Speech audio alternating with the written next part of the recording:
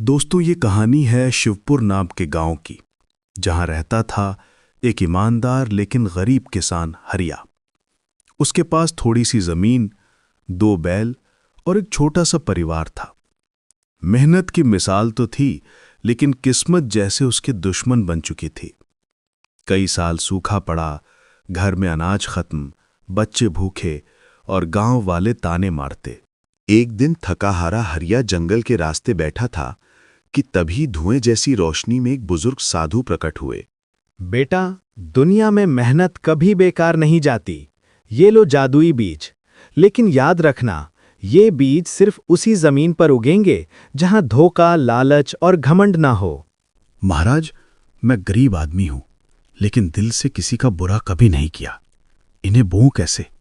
सींचना इन्हें पानी से नहीं, सच्चाई से, वरना फसल अनाज नहीं जहर बन जाएगी। हरिया ने बीज ले लिए, लेकिन गांव का लालची मुखिया रघुआ सब सुन रहा था और उसके मन में लालच जगा। बीज जादुई है तो फसल मेरी होगी। मैं बनूंगा शिवपुर का सबसे अमीर आदमी। अगली सुबह हरिया अपने सूखे खेत पर पहुंचा और बीज बो दिए।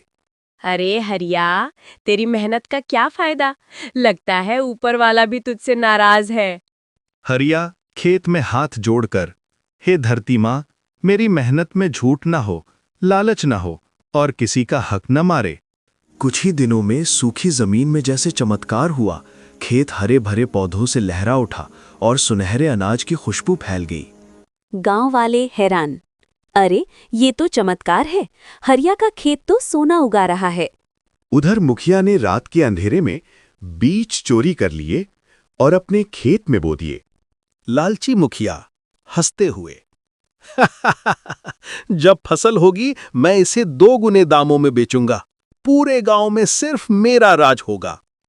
फसल उगी, लेकिन जब उसने उसे काटा, हर दाना काले धुएं में बदल गया और उस धुएं ने खेत, बैल और उसका घर सब बर्बाद कर दिया। गांव वाले डरे हुए।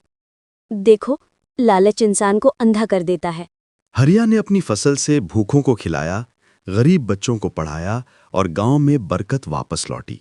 हरिया, धरती माँ देती है तो बांटना भी उसी का धर्म है।